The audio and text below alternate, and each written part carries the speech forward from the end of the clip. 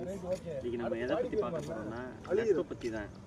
நட்புன்றது எப்படி இருக்குன்னா, முகநக நட்பது நட்புண்டு நெஞ்சத்து தகநக நட்பதாம் நட்பு அப்படின்னு சொல்லி வள்ளுவர் சொல்லியிருக்காரு. இது விளக்கம் எல்லாருக்குமே தெரியும். அதாவது நம்மளுடைய அப்ளைனாக இருக்கட்டும், டவுன்லைனாக இருக்கட்டும், ஏன்னா அவங்கள நம்பி தான் அப்ளைனை நம்பி தான் நம்ம வர்றோம். அப்போ அவங்களுக்கு நம்ம ஃபுல்லாக சப்போர்ட் பண்ணணும். அவங்க சப்போர்ட் பண்ணாமல் வேலை இருக்குது அப்படின்னு சொல்லி அட்டன் பண்ணாமல் இருக்கக்கூடாது. இது யாரையும் நம்ம இதை வந்து காயப்படுத்துன்னு நினைக்கிறேன். எல்லாத்துக்குமே வேலை இருக்குது தான் செய்யும். இப்போ என்னோடய ஃபீல்டில் வேலைக்கு வந்து ஒரு சென்னைக்கு ஒருத்தவங்க கூப்பிட்டாலும் சரி, பெங்களூருக்கு ஒருத்தவங்க கூப்பிட்டாலும் சரி, சின்ன வேலையாக இருந்தாலும் சரி, பெரிய வேலையாக இருந்தாலும் சரி, ஏன் லண்டனுக்கே கூப்பிட்டா கூட நம்ம போய் பண்ணி கொடுக்குறது தான் நம்மளுடைய இது.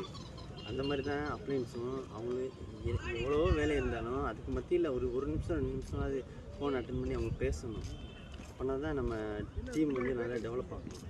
அவங்க பேசலைன்னா எப்படி இதாகும் புரியுங்களா? நட்புக்கு இலக்கணமாக வள்ளுவர் சொல்லியிருக்காரு, அதன் பிரகாரம் தான் இருக்கணும். சரிங்களா? அதுபோக வந்து வள்ளுவர் இன்னமும் ஒன்று சொல்லியிருக்காரு, எண்ணி துணிவு கருமம் தரும் துணிந்த பின் எண்ணுவோம் என்பது இழுக்கு. அப்படின்னா இதுக்கு விளக்கம் எல்லாத்துக்குமே தெரியும். ஒரு செயலை செய்கிறதுக்கு முன்னால் நம்ம துணிஞ்சு அதை செய்யணும்.